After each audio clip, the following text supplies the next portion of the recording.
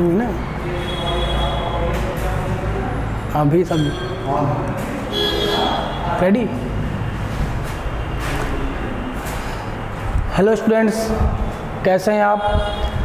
Brilliant academy की online class में आपका स्वागत है। हमने आपके लिए 2 हिस्ट्री के वीडियोस दिए हैं। उम्मीद करते हैं उसी में से आपका एक क्वेश्चन आ जाएगा हड़प्पा सभ्यता से। हमने कल आपसे कहा था कि नेक्स्ट वीडियो पॉलिटिकल साइंस से होगा और ये चैप्टर वाइज नहीं है। जैसे इतिहास में हमने आपके लिए हड़प्पा सभ्यता से ही क्वेश्चन डाल दिए, अब जो इतिहास का भी नेक्स्ट वीडियो आएगा उसमें कई चैप्टर से मिक्स क्वेश्चन रहेंगे। उसी तरह इसमें अगर आप देखेंगे, आज ये पॉलिटिकल साइंस के टॉप 31 है। कुछ बच्चों ने डिमांड किया था कि सर क्वेश्चनों की संख्या बढ़ा दीजिए, तो हमने क्वेश्चनों की संख्या बढ़ा दिया है और वही क्वेश्चन रहते हैं जो आपके लिए इम्पॉर्टेंट हो। पेट के पेपर के बहुत कम दिन बचे हैं। आप अपनी ऊर्जा को थोड़ा बढ़ा दीजिए, पढ़ने की क्षमता को थोड़ा बढ़ा दीजिए और अपने हाई स्कूल वाले, इंटर और हाई स्कूल वाले दिन याद कर दीजिए कि कैसे आप उस समय पढ़ाई करते थे। पूरे साल का सिलेबस आप 1-2 दिन में रिवीजन कर जाते थे, छत पे टहल टहल के किताबें ले लेके इधर उधर घूमते टहलते थे। ऐसे ही सेम आपको पढ़ाई करनी है। कैसे भी सिलेक्शन हो ये मायने रखता है। ये कोई नहीं पूछेगा कि रट के सिलेक्शन हुआ है, कि समझ के हुआ है, कि याद करके हुआ है, 2 घंटे पढ़ के हुआ है, 4 घंटे पढ़ के हुआ। मेन मायने ये रखता है कि आपका सिलेक्शन हुआ है कि नहीं हुआ है। दूसरी बात है कि आपको अपने पे ध्यान देना है।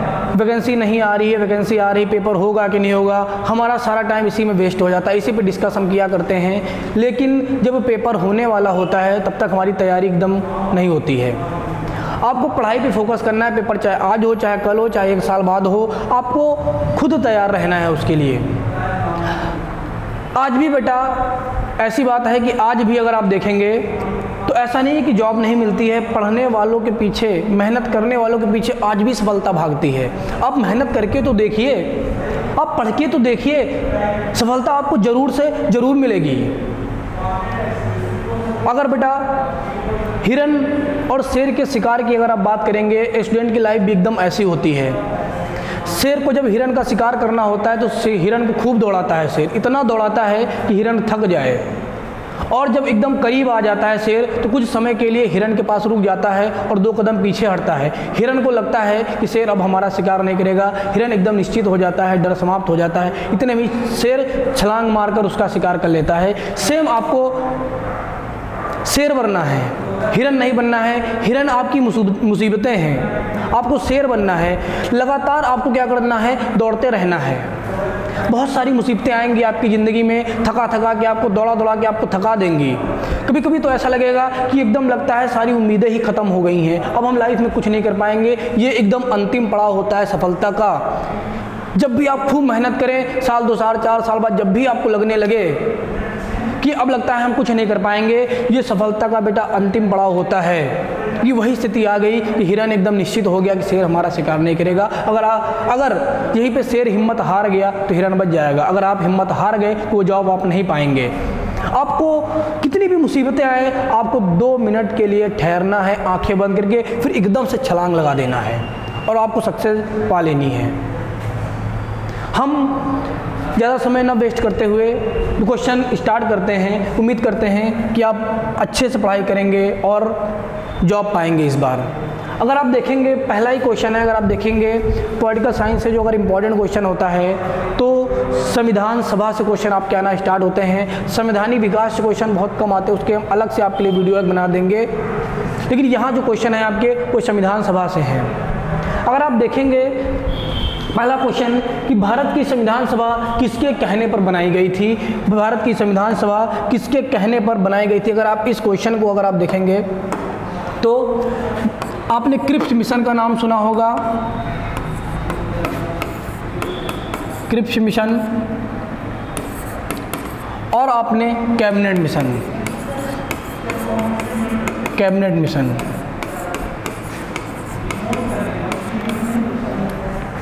अगर आप बात करेंगे, यहाँ पे 2 तरह से क्वेश्चन बन सकता है। अगर ये क्वेश्चन यहाँ पर होता कि संविधान सभा के गठन की मांग को कब स्वीकार किया गया था, तो अगर स्वीकार करने वाला क्वेश्चन होता तो आपका क्रिप्स मिशन सही हो जाता। क्यों? क्योंकि संविधान सभा की मांग को पहली बार क्रिप्स मिशन में स्वीकार किया गया था। लेकिन अगर गठन की बात करता है, सॉरी बेटा, लेकिन अगर गठन की बात करता है तो आपका कैबिनेट मिशन एकदम राइट आंसर हो जाएगा। आपका क्या हो जाएगा इसमें? Cabinet mission. सॉरी बेटा, थोड़ा गले में दिक्कत है। तो इसमें बेटा आपको याद रखना है कि संविधान सभा किसके कहने पर बनाई गई थी? कैबिनेट मिशन के कहने पर बनाई गई थी। जबकि स्वीकार कब किया गया था? अगर स्वीकार वाला क्वेश्चन आपसे पूछता है तो क्रिप्स मिशन में पहली बार स्वीकार किया गया था।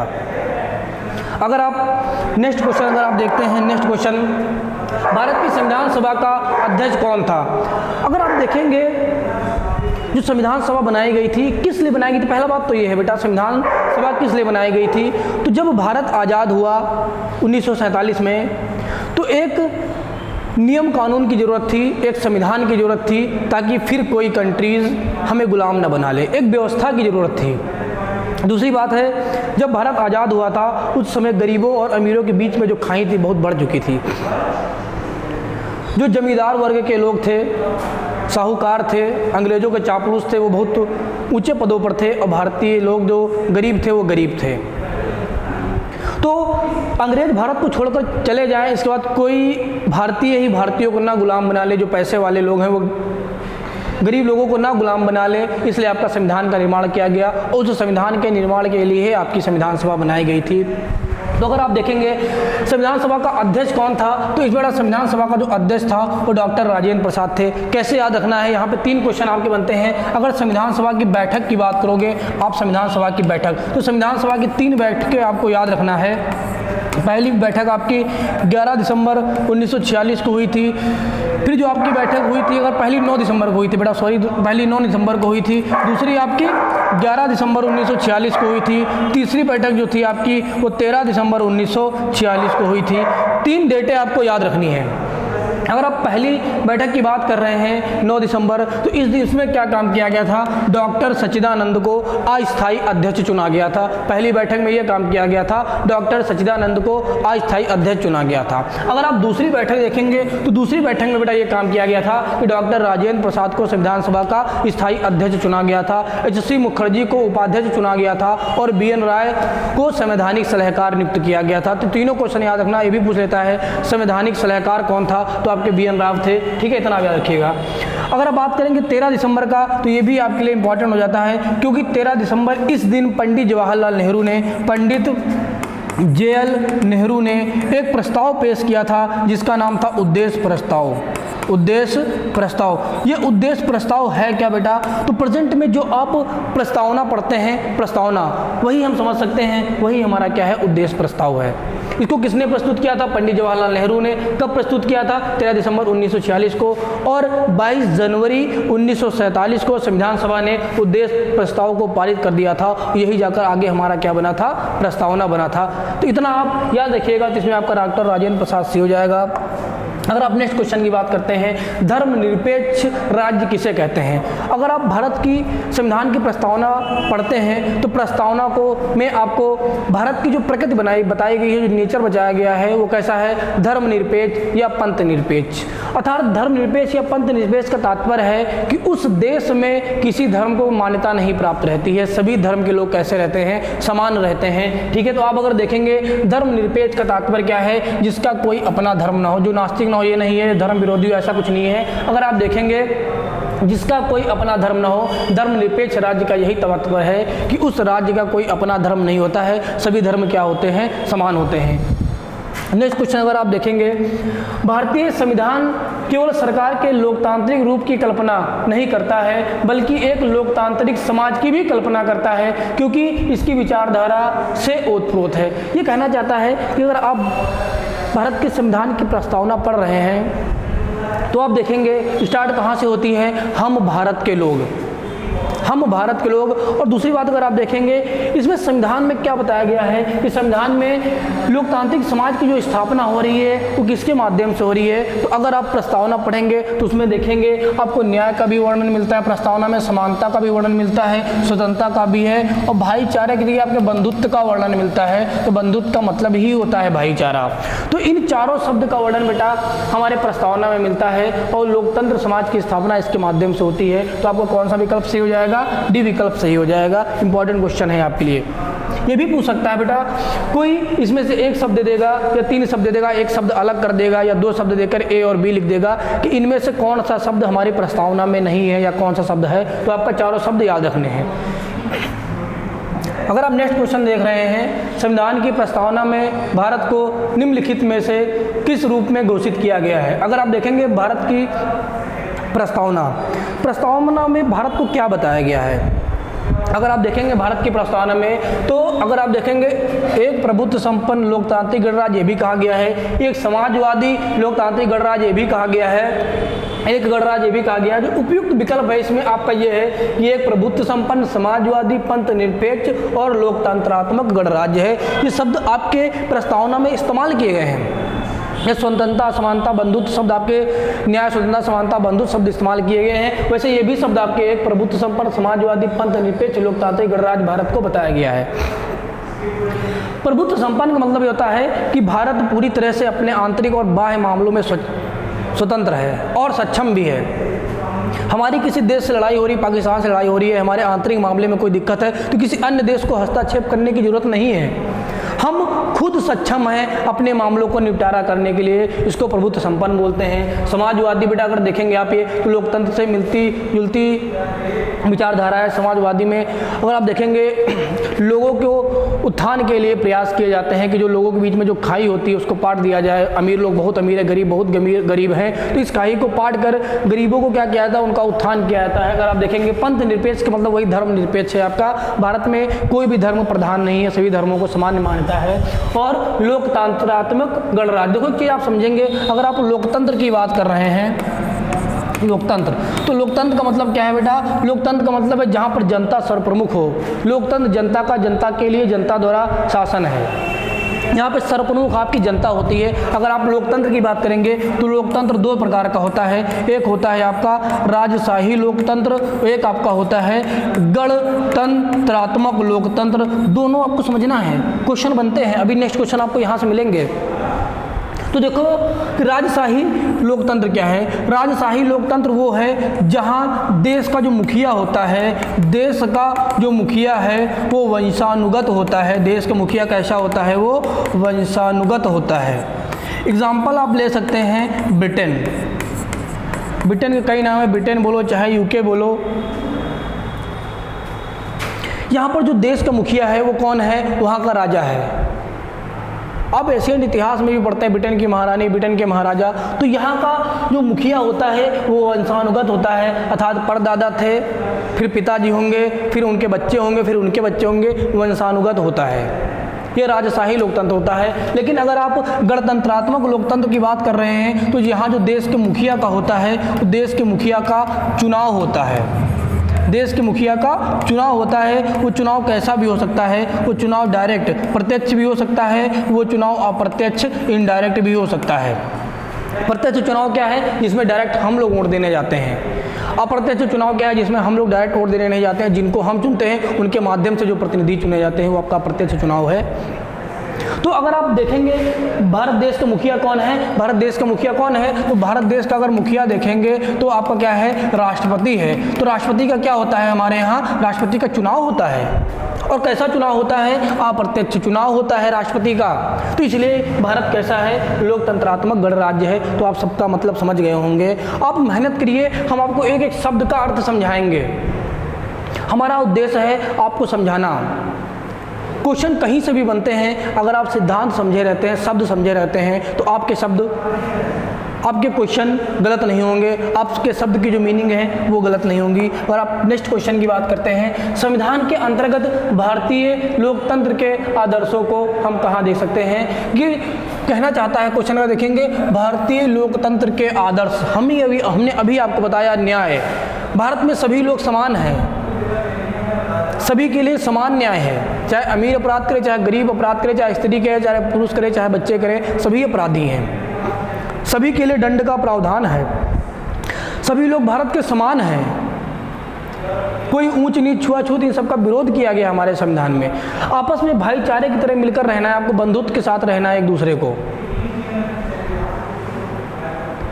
तो बेटा अगर आप देखेंगे तो ये शब्द का वर्णन हमें सब कहाँ मिलता है, इन सब बात के बारे में, तो इन सब बारे में जानकारी हमें हमारी प्रस्तावना से मिलता है। भाग 1, भाग 3, भाग 4 इसमें आपका वर्णन नहीं मिलता है, आपका प्रस्तावना सही हो जाएगा।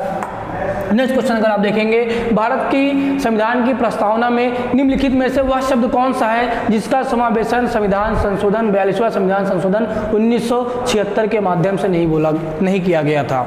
अगर आप देखेंगे प्रस्तावना की अगर बात करेंगे तो हमारी प्रस्तावना में अब तक मात्र एक बार क्या हुआ है, एक बार संशोधन हुआ है। कब संशोधन हुआ था? यही संशोधन था आपका 42वां संविधान संशोधन, आपका था 42वां संविधान संशोधन 1976। इसके माध्यम से हमारे संविधान में 3 शब्द जोड़े गए थे, समाजवादी, पंथ निरपेक्ष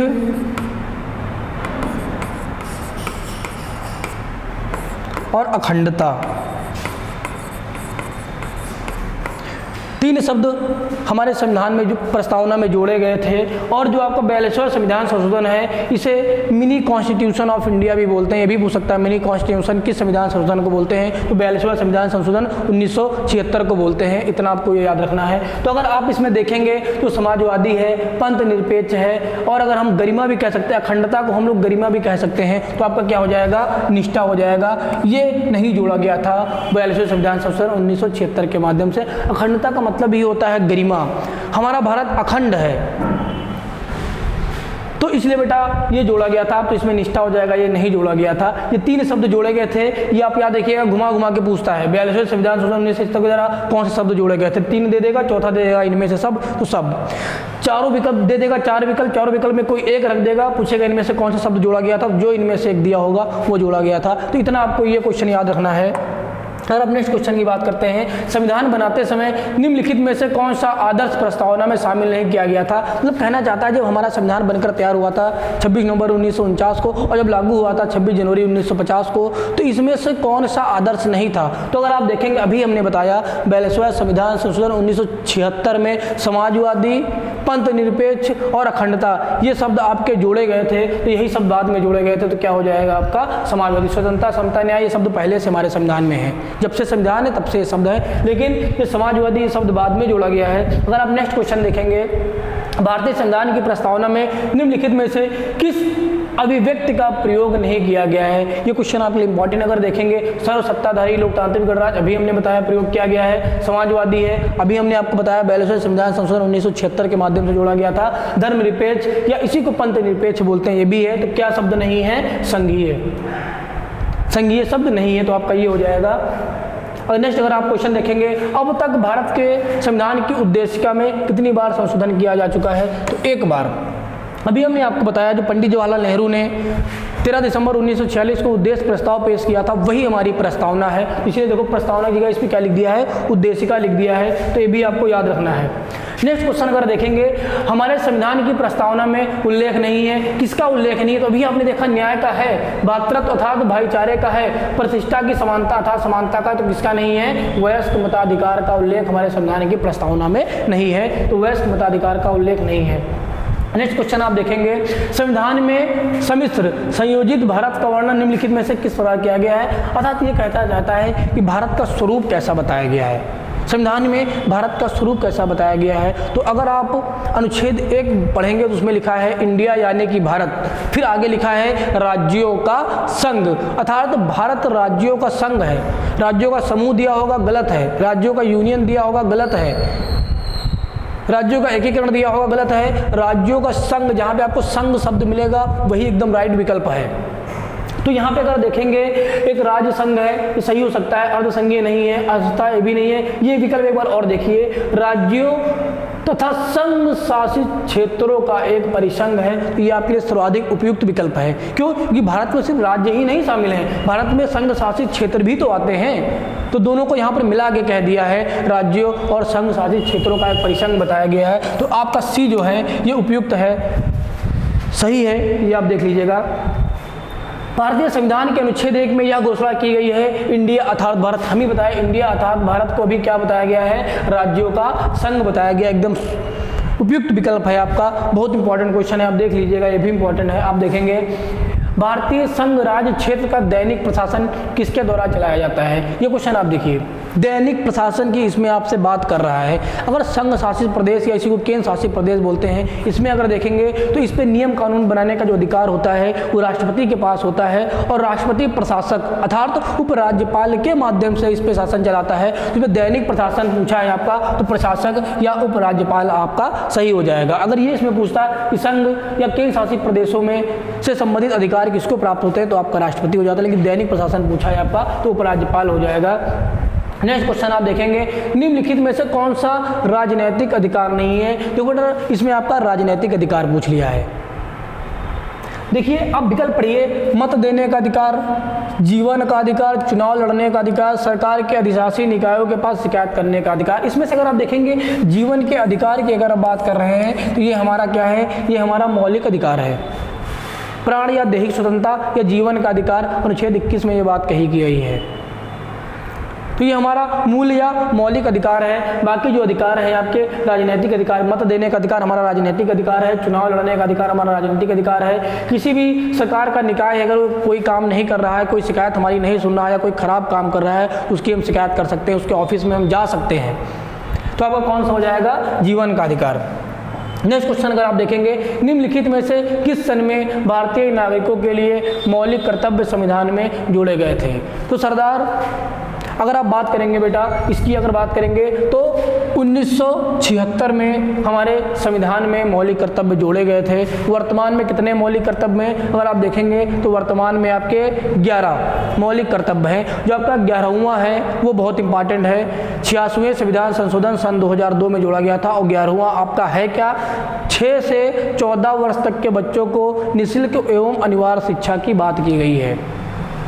शिक्षा को बढ़ावा देने के लिए अगर आप देखेंगे RTE राइट टू एजुकेशन जो है आपका निःशुल्क और अनिवार्य शिक्षा की बात है, ये मूल अधिकार में भी है, मूल कर्तव्य में भी है और राज्य के नीति निर्देशक तत्व में भी है। ये क्वेश्चन यूपीपी में एक बार पूछ लिया था कि जो शिक्षा का अधिकार है उसका उल्लेख किस में नहीं है, तो इन तीनों में है। बाकी जो आपका विकल्प होगा वो आपका सही हो जाएगा। मूल अधिकार में भी है, मूल कर्तव्य में भी है और राज्य के नीति निर्देशक तत्वों में भी है आपका। तो ये आप याद रखिएगा, 1976 इसका आंसर याद रखिएगा। नेक्स्ट क्वेश्चन है आपका, भारतीय संविधान अपनाया गया। देखिए क्वेश्चन बड़ा है, अपनाया गया था, लागू की डेट नहीं पूछा है। अगर पूछा जाता भारतीय संविधान कब लागू हुआ था पूर्णतः, तो आप देखेंगे 26 जनवरी 1950 को लागू हुआ था, लेकिन अपनाया कब किया गया था? तो 26 नवंबर। अगर आप देखेंगे 26 नवंबर 1949 नवंबर है आपका, ये 26 नवंबर 1949 को। अगर आप प्रस्तावना पढ़ते हैं तो प्रस्तावना के लास्ट में लिखा है आपका 26 नवंबर 1949 को एतत् द्वारा हमारा संविधान अंगीकृत, आत्म अर्पित और अधिनियमित किया जाता है।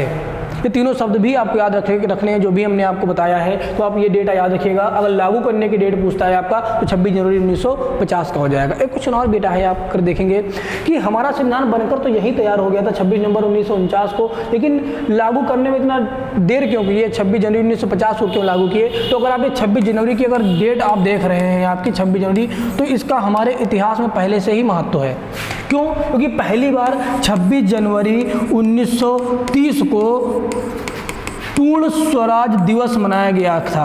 पूर्ण स्वराज दिवस मनाया गया था, तो ये तिथि पहले से ही इम्पॉर्टेंट थी, तो सोचा इसी तिथि में एक और महान काम कर दिया जाए, इसलिए आपका 26 जनवरी 1950 में हमारा संविधान लागू हुआ था। नेक्स्ट क्वेश्चन अगर आप देखेंगे, भारत की संविधान सभा का संवैधानिक सलाहकार कौन था? तो अभी हमने बताया था आपका सर BN राव को संवैधानिक सलाहकार नियुक्त किया गया था। कब? संविधान सभा की दूसरी बैठक में 11 दिसंबर 1946 को।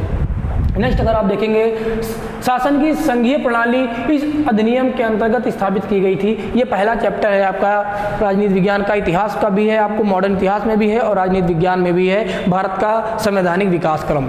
उसमें आपको 1773 के रेगुलेटिंग एक्ट से लेकर 1947 स्वतंत्र भारत का अधिनियम, इतने बहुत सारे एक्ट पढ़ने रहते हैं, चार्टर अधिनियम पढ़ने रहते हैं। तो इसी में से अगर आप देखेंगे गवर्नमेंट इंडिया एक्ट अगर आप देख रहे हैं 1935, गवर्नमेंट इंडिया एक्ट 1935 जो है, इसके माध्यम से भारत में पहली बार संघीय शासन प्रणाली को अपनाया गया था। तो ये भी आप याद रखिएगा, इंपॉर्टेंट है। फिर अगर आप देख रहे हैं भारतीय संविधान सभा का संघीय शक्ति समिति के अध्यक्ष कौन थे। अगर आप संविधान सभा की समितियां पढ़ेंगे, एक हम ट्रिक वाला वीडियो डाल देंगे किस समिति का कौन अध्यक्ष था, ये आपके लिए इंपॉर्टेंट है। 2 समिति बहुत पूछता है आपसे, एक ये समिति है संघीय संविधान समिति, तो इसके कौन थे आपके अध्यक्ष, पंडित जवाहरलाल नेहरू थे। और एक आपका झंडा समिति, झंडा समिति भी बहुत पूछता है, तो इसके आपके कौन थे, डॉक्टर राजेंद्र प्रसाद थे, वो आप याद रखिएगा। नेक्स्ट क्वेश्चन है आपके लिए, निम्नलिखित में से किस देश में लोग संविधान के संशोधन करने में भाग लेते हैं, तो स्विट्जरलैंड। यहाँ पे क्या बेटा, यहाँ की जनता संविधान संशोधन में भाग लेती है, जबकि अन्य देशों में ऐसा नहीं है, तो आपके लिए भी क्वेश्चन इंपॉर्टेंट है। अब देखेंगे नेक्स्ट क्वेश्चन, भारतीय संविधान की रचना में निम्नलिखित में से किसने सर्वाधिक गंभीर प्रभाव छोड़ा है।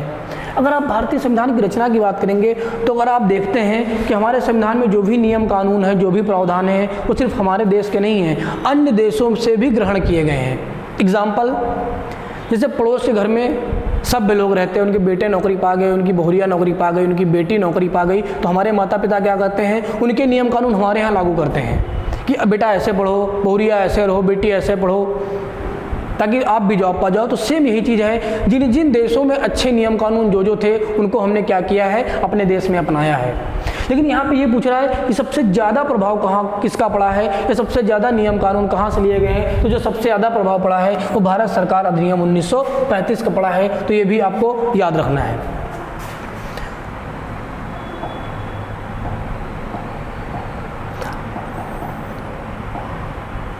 अगर आप नेक्स्ट क्वेश्चन की बात कर रहे हैं, स्वतंत्रता प्राप्ति के बाद भारत सरकार ने निजाम के हैदराबाद राज्य को निम्नलिखित में से किस कार्यवाही के द्वारा अधिकार में लिया था। यहाँ से क्वेश्चन आपसे 3 क्वेश्चन पूछता है, हैदराबाद को किस कार्यवाही के द्वारा लिया था, जूनागढ़ को किस कार्यवाही के द्वारा लिया गया था, और आपका जम्मू कश्मीर को किसके कार्यवाही के माध्यम से भारत में शामिल किया गया था।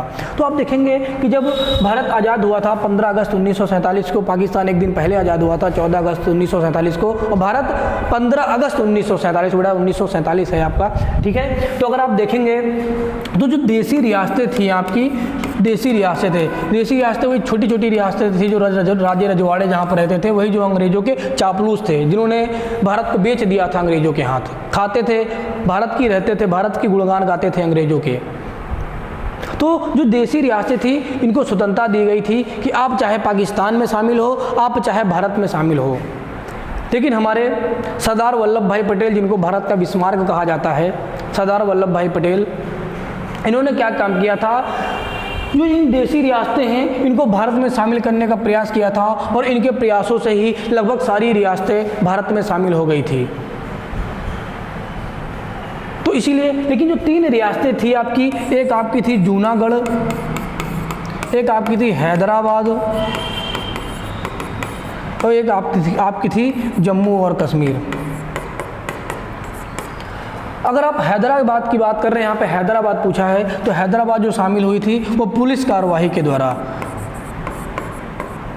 पुलिस कार्रवाई के द्वारा इसको क्या किया गया था, भारत में शामिल किया गया था। अगर जूनागढ़ का आप देखेंगे तो जा से जूनागढ़, जा से जनमत संग्रह, यहाँ पर जनमत संग्रह कराया गया था, कितने लोग भारत में शामिल होना चाहते हैं, कितने लोग पाकिस्तान में शामिल होना चाहते हैं, तो मैक्सिमम लोगों ने भारत में शामिल होने की अपील की थी, तो इसलिए जनमत संग्रह। अगर आप जम्मू कश्मीर की बात करेंगे तो सबको पता है राजा हरि सिंह ने विलय पत्र पर हस्ताक्षर किया था और भारत में शामिल हुए थे। ऐसा था कि जम्मू कश्मीर पाकिस्तान में जाना चाहता था, फिर क्या हुआ, भारत में भी जाना चाहता था, लेकिन बाद में क्या हुआ, राजा हरि सिंह ने मना कर दिया कि नहीं, हम किसी में नहीं शामिल होंगे। तो पाकिस्तान ने क्या किया था, इन पर आक्रमण कर दिया था। तो इन्होंने भारतीय नेताओं से गुहार की कि हमारी रक्षा करो। तो भारतीय नेताओं ने क्या कहा, पहले आप विलय पत्र में हस्ताक्षर करिए कि आप भारत में शामिल होंगे, फिर हम आक्रमण करेंगे। तो ऐसा ही हुआ, इन्होंने विलय पत्र पर हस्ताक्षर किया और क्या हुआ, जम्मू कश्मीर भारत का एक अभिन्न अंग बना। तो यहाँ पर क्या हो जाएगा, आपका हैदराबाद पूछा है तो पुलिस कार्रवाई हो जाएगा।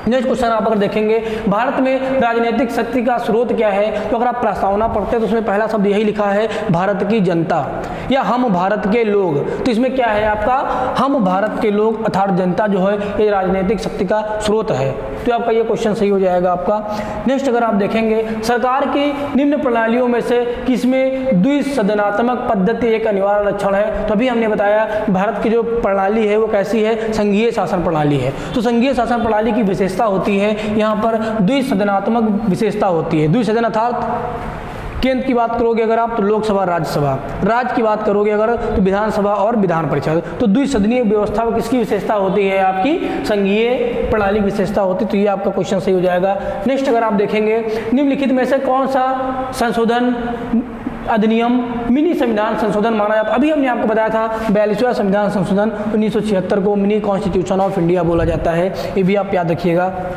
नेक्स्ट क्वेश्चन है, भारत को एक गणराज्य के रूप में इसलिए माना जाता है क्योंकि अभी शुरुआत में हमने आपको समझाया था भारत का लोकतंत्र कैसा है, एक गणराज्य है, क्योंकि यहाँ का जो मुखिया है या राष्ट्र का जो अध्यक्ष है वो कैसे होता है, उसका चुनाव होता है। तो आपका कौन सा विकल्प है? राज्याध्यक्ष का चुनाव होता है। राज्याध्यक्ष मतलब यहाँ राजा की बात नहीं कर रहा है, राज्य के अध्यक्ष की बात कर रहा है। देखो एक बात समझो, भारत को नॉर्मली हम राष्ट्र कह देते हैं, लेकिन भारत अभी एक राष्ट्र नहीं है, भारत एक राज्य है। क्यों? क्योंकि अभी हम अपनी जो नॉर्मल बुराइयां हैं उनसे बाहर नहीं निकल पाए हैं। अंधविश्वास, छुआछूत, जातिवाद, यादव इलेक्शन में खड़ा है वोट दे दो, वर्मा खड़ा है वोट दे दो, पंडित खड़ा है वोट दे दो, जातिवाद। पढ़े लिखे लोग भी ढोंग पे विश्वास रखते हैं। तो इसलिए दूसरी बात है, हम लोग आपस में लड़ाई करते हैं, हिंदू मुस्लिम लड़ रहे हैं, हिंदू लड़ रहे हैं, मुस्लिम लड़ रहे हैं, एक नेता दूसरे नेता से लड़ रहा है, तो हम लोग कहाँ राष्ट्र बन पाएंगे? हम लोग अभी एक राज्य हैं, इसलिए राज्य की बात करता है। राज्य का मतलब ये उत्तर प्रदेश, बिहार, बंगाल ये सब राज्यों की बात नहीं कर रहा है, या देश की बात कर रहा है राज्य का मतलब। तो राज्याध्यक्ष का चुनाव होता है, ये आपका विकल्प सही हो जाएगा। नेक्स्ट अगर आप देखेंगे, भारतीय गणराज्य में वास्तविक कार्यकारी प्राधिकार निम्नलिखित में से किसके पास होता है? तो अगर आप देखेंगे दो बात करेंगे, एक अगर आपसे वास्तविक पूछता है वो एक आपसे नाम मात्र का पूछता है, नाम मात्र का। तो अगर आप देखेंगे भारतीय गणराज्य में अगर देखेंगे तो जो नाम मात्र का जो मुखिया होता है, नाम मात्र का जो मुखिया होता है या जो प्रधान होता है वो हमारा क्या होता है? हमारा राष्ट्रपति होता है। नॉर्मली प्रधानमंत्री के हाथों की कठपुतली कह सकते हैं, जो सरकार बनती है अपना राष्ट्रपति तुरंत चेंज कर लेते हैं। भाई राष्ट्रपति को क्या अधिकार होता है? सिर्फ जो विधेयक पारित कर कर भेजा गया है उस पर इनको अधिकार होता है, या तो साइन करेंगे या तो साइन नहीं करेंगे, या तो अपने पास रख लेंगे, वीटो पावर का प्रयोग कर सकते हैं, वो भी पहली बार। वही नियम कानून अगर दोबारा पारित होकर इनके पास आता है तो अब ये साइन करने के लिए बाध्य हैं, तो ये नाम मात्र के मुखिया हुए ना। लेकिन जो आपका वास्तविक मुखिया होता है या जो कार्यकारी मुखिया होता है या प्रधान होता है वो आपका कौन होता है? आपका प्रधानमंत्री होता है। क्योंकि राष्ट्रपति के नाम के जितने भी काम किए जाते हैं, राष्ट्रपति के जितने भी काम होते हैं, कर्ता कौन है? वो प्रधानमंत्री करता है। तो इसमें पूछा क्या है आपका? वास्तविक कार्यकारी प्रमुख पूछा है आपका, तो इसमें क्या हो जाएगा? प्रधानमंत्री हो जाएगा। नेक्स्ट क्वेश्चन अगर आप देखेंगे, भारतीय संविधान की प्रारूप समिति क्या है? प्रारूप समिति में अध्यक्ष कौन थे? तो अगर आप प्रारूप समिति की बात कर रहे हैं तो प्रारूप समिति के अध्यक्ष कौन थे? आपके डॉक्टर भीमराव अम्बेडकर। इन्हें ही आधुनिक भारत का मनु या संविधान निर्माता या संविधान निर्माण का पिता या संविधान का पिता बोला जाता है इन्हें, क्योंकि इन्हीं के माध्यम से ही हमारे संविधान का निर्माण हुआ था। और आज जो सभी लोग को समानता का अधिकार प्राप्त है उनमें इनका बहुत बड़ा योगदान रहा है। तो बाबा साहब अम्बेडकर ये क्या थे? प्रारूप समिति के अध्यक्ष थे। प्रारूप समिति आपको याद रखना है, इंपॉर्टेंट है। किसी दिन हम आपको एक वीडियो के माध्यम से इसको समझा देंगे, पूरा प्रारूप समिति और संविधान सभा। यहाँ पे केवल आप क्वेश्चंस देखिए। नेक्स्ट क्वेश्चन है, दोहरी नागरिकता निम्नलिखित में से किसकी विशेषता है? तो आप देखेंगे संघीय सरकार की विशेषता जो है ये है दोहरी नागरिकता। ये किसकी विशेषता है? ये जो विशेषता है आपकी संघीय सरकार की है। तो आपके माइंड में क्वेश्चन उठना चाहिए कि भारत में भी तो संघीय सरकार है, संघीय व्यवस्था है, तो भारत में फिर एकल नागरिकता क्यों है? अगर आप बात करेंगे भारत में एकल नागरिकता का प्रावधान है। ये एकल नागरिकता का प्रावधान कहाँ से लिया गया है? ब्रिटेन से लिया गया है। लेकिन अगर आप अमेरिका की बात करते हैं तो अमेरिका में द्वि नागरिकता का प्रावधान है। द्वि नागरिकता, एकल नागरिकता क्या है? अर्थात कहने का मतलब है कि हम सिर्फ और सिर्फ भारत के नागरिक हैं, ना कि उत्तर प्रदेश, बिहार, बंगाल।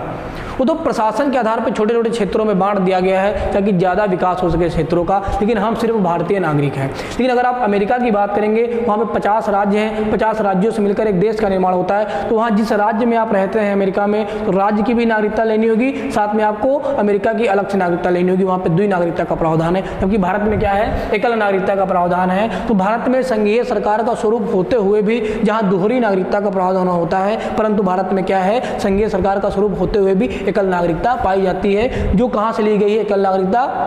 ब्रिटेन से ली गई है। ये क्वेश्चन आप याद रखिएगा। नेक्स्ट क्वेश्चन है, भारत में प्रथम आम चुनाव किस वर्ष हुए थे? तो 1951-52 में पहली बार भारत में आम चुनाव हुए थे। ये क्वेश्चन आपके लिए इंपॉर्टेंट है, लेकिन इतना इंपॉर्टेंट नहीं है। बाकी जो क्वेश्चन हमने बताए आपके लिए बहुत इंपॉर्टेंट है।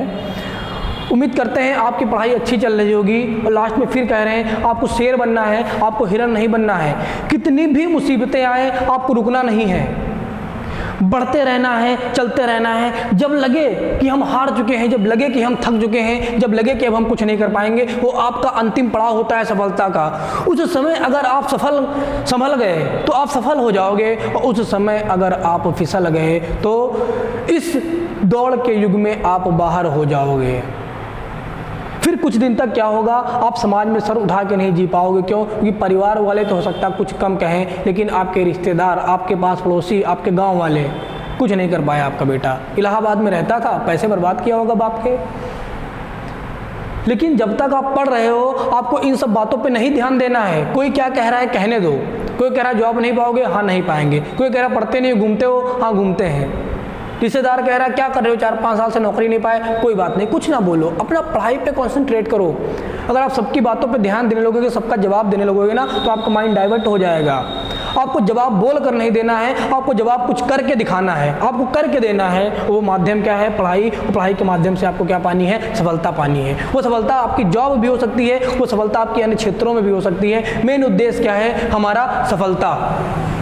नेक्स्ट वीडियो में आपसे फिर मिलते हैं। पढ़ते रहिए आप लोग। धन्यवाद बेटा।